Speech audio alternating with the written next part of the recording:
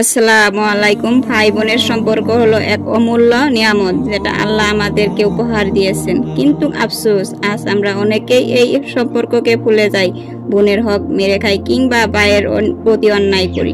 কিন্তু ইসলাম আমাদের শিখিয়েছে, তোমাদের মধ্যে সর্বোত্তম সেই ব্যক্তি যে তার পরিবারের সাথে সর্বোত্তম ব্যবহার করে। আজকের কাহিনী এক বোনের ধৈর্য, এক ভাইয়ের অন্যায় আর আল্লাহর অসীম রহমতের গল্প। একটি গল্প যা আমাদের মনে করিয়ে দিবে, বোনের হক নষ্ট করলে আল্লাহ গজব নেমে আসতে পারে, আর ভাইকে ক্ষমা করলে আল্লাহ বরকত দিয়ে দেন। তাহলে চলুন শুনে নেই এই ইসলামিক কাহিনী, ভাই বোনের সম্পর্ক। একটা ছোট্ট গ্রামে বাস করত দুই ভাই আর এক বোন। ভাইরা সবসময় কাজ কর্মে ব্যস্ত থাকতো, আর বোনটা ছোটবেলা থেকে আল্লাহর উপর ভরসা করে চলতো।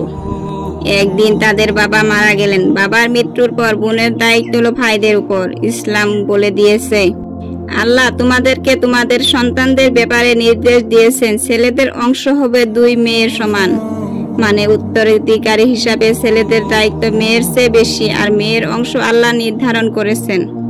কিন্তু দুঃখের বিষয় হলো, অনেক সময় ভাইরা ভাবে বোন তো পরের ঘরে মানুষ, তাকে দেওয়ার দরকার নেই।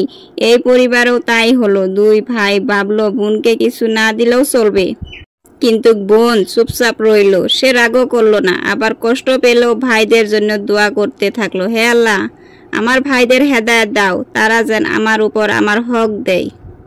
দিন যায়, মাস যায়। একদিন বড় ভাই অসুস্থ হয়ে পড়ে। ডাক্তার বলে দিল, এখন অনেক টাকা লাগবে চিকিৎসার জন্য, ঘরে টাকা নেই, জমি জমাও নেই। তখন ছোট ভাই কাঁদতে কাঁদতে বলে উঠলো, আমরা বোনকে তার হক দেইনি, হয়তো আল্লাহ আমাদের পরীক্ষা নিচ্ছেন।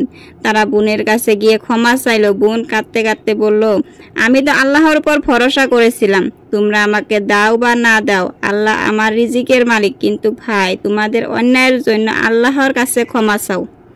এরপর তারা বোনকে তার অংশ দিয়ে দেয় এবং আন্তরিকভাবে তাওবা করে। সেই দিন থেকে তাদের ঘরে শান্তি ফিরে আসে। আমিন।